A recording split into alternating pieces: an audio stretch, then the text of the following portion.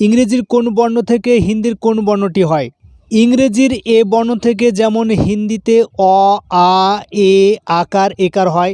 A I থেকে হয় ঐ বা ঐকার। এ এইচ থেকে হয় বিসর্গ।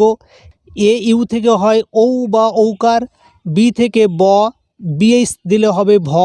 সি থেকে ক, সিএইচ থেকে চ। সি ডাবল এইচ থেকে ছ। ডি থেকে দ বা ড।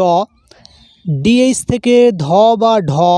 ডাবল ডিএইচ থেকে হবে দয়ে ধয়ে যুক্ত। ডিএম থেকে হবে দয়ের সঙ্গে ম যুক্ত। ডিওয়াই লিখলে হবে দয়ে জ ফলা। ই থেকে হয় হ্রস্ব ই দীর্ঘ ই, এ হ্রস্বইকার দীর্ঘইকার বা একার। এফ থেকে ফ। জি থেকে বর্গীয় জ বা গ। জিএইচ থেকে ঘ। এইচ থেকে হ। এইচ এম দিলে হয়ের সঙ্গে ম ফলা যুক্ত। এইচ আর দিলে হয় র ফলা যুক্ত।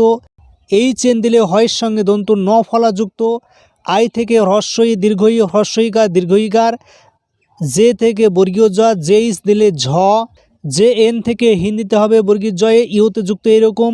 কে থেকে ক, কে এইচ দিলে খ। কে এস এইচ থাকলে কয়ে মূর্ধন্য ষ যুক্ত। কে আর থেকে কয়ে র ফলা। কে এস এইচ এম দিলে হবে কয়ে মূর্ধন্য ষ যুক্ত ম ফলা। এল থেকে ল, এম থেকে ম, এন থেকে দন্তন্য মূর্ধন্য অনুস্বার ইয় বা চন্দ্রবিন্দু। এনজি দিলে হবে অঙ্গ। ও থেকে ও বা ওকার। পি থেকে প, পিএইচ থেকে ফ, কিউ থেকে ক, আর থেকে র বা র।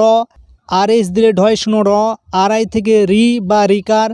এস থেকে দন্তস্ব, এস এইচ থেকে তালব্যস্ব মূর্ধন্য স। টি থেকে ট বা ত। টিএইচ থেকে ঠ বা থ। ইউ থেকে হ্রস্ব দীর্ঘ বা হ্রস্বকার দীর্ঘকার। ভি থেকে ব বা ভ। ডাব্লু থেকে ব বা অয় উচ্চারণ। এক্স থেকে বর্গীয় জ বা কয় দন্ত যুক্ত।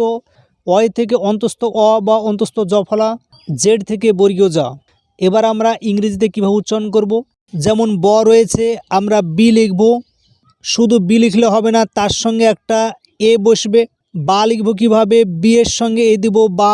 বি লিখব B I B, B B I B, অথবা বি ই লিখতে পারি। বু, বি ইউ বু।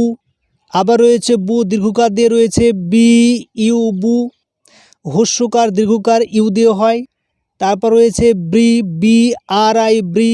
বে, বি এ বে, অথবা বি ই বে।